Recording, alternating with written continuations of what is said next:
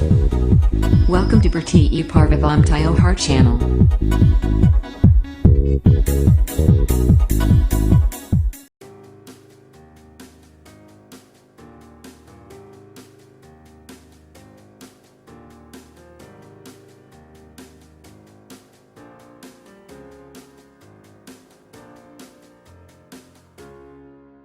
नमस्कार भक्तों आज हम अपने इस चैनल पर आपके लिए योगिनी एकादशी के महात्म्य की कथा लेकर प्रस्तुत हुए हैं। भक्तों, धर्मराज युधिष्ठिर बोले कि हे जनार्दन, मैंने ज्येष्ठ मास के शुक्ल पक्ष की निर्जला एकादशी की कथा सुनी। अब आप कृपा करके आषाढ़ मास के कृष्ण पक्ष की एकादशी की कथा का वर्णन कीजिए। इस एकादशी का नाम क्या है और महात्म्य क्या है, सो सब वर्णन कीजिए। श्री कृष्ण बोले कि हे राजन, आषाढ़ मास के कृष्ण पक्ष की एकादशी का नाम योगिनी है। इसके व्रत से समस्त पाप नष्ट हो जाते हैं और इस लोक में भोग तथा परलोक में मुक्ति देने वाला है। हे राज राजेश्वर, यह एकादशी तीनों लोकों में प्रसिद्ध है। इसके व्रत से पाप नष्ट हो जाते हैं। मैं आपसे पुराण में कही हुई कथा कहता हूँ, ध्यान पूर्वक सुनो। अलकापुरी नाम की नगरी में एक कुबेर नाम का राजा राज्य करता था। वह शिव भक्त था। उसकी पूजा करने के लिए एक हेममाली पुष्प लाया करता था। उसके विशालाक्षी नाम की अत्यंत सुंदर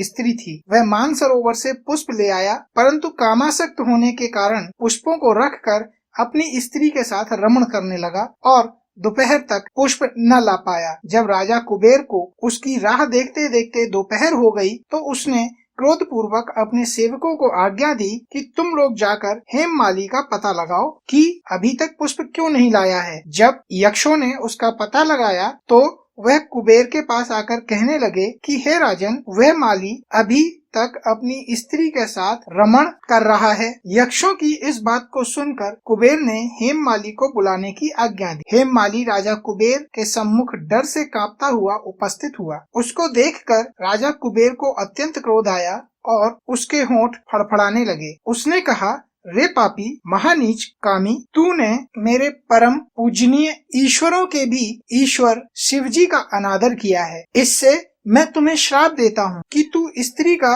वियोग भोगेगा और मृत्युलोक में जाकर कोढ़ी होगा। कुबेर के इस श्राप के प्रमाद से वह उसी क्षण स्वर्ग से पृथ्वी पर गिरा और कोढ़ी हो गया। उसकी स्त्री भी उसी समय उससे बिछुड़ गई। मृत्युलोक में आकर उसने महा दुख भोगे, परंतु शिवजी की भक्ति के प्रभाव से उनकी बुद्धि मलिन न हुई और पिछले जन्म की भी सुधरी। इसलिए वह अनेक दुखों को भोगता हुआ तथा अपने पूर्व जन्म के कुकर्मों का स्मरण करता हुआ हिमालय पर्वत की तरफ चल दिया। वहाँ पर चलते चलते मार्कंडेय ऋषि के आश्रम पर पहुँचा। वह ऋषि अत्यंत वृद्ध और तपशाली थे। वह दूसरे ब्रह्मा के समान प्रतीत हो रहे थे और उनका वह आश्रम ब्रह्मा की सभा के समान शोभा दे रहा था। उनको देखकर वह हेममाली वहां गया और उनको प्रणाम करके उनके चरणों में गिर पड़ा। उनको देखकर मार्कंडेय ऋषि बोले कि तूने कौन से खोटे कर्म किए हैं जिससे तू कोढ़ी हुआ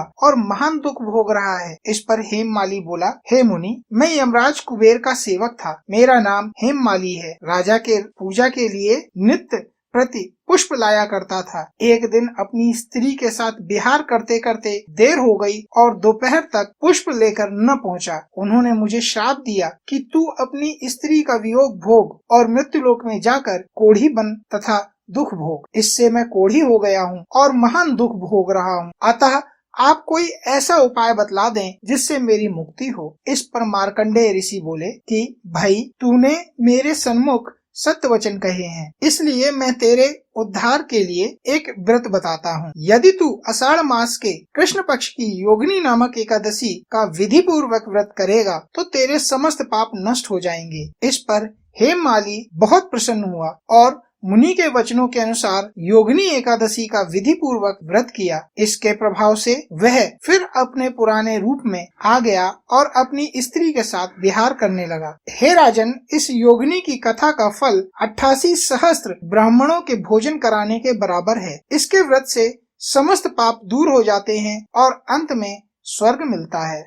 हमारे इस चैनल पर आपको दी गई जानकारी यदि लाभदायी प्रतीत हुई हो और आपका ज्ञानवर्धन हुआ हो तो हमारे इस चैनल को लाइक करें, सब्सक्राइब करें तथा शेयर करें। धन्यवाद।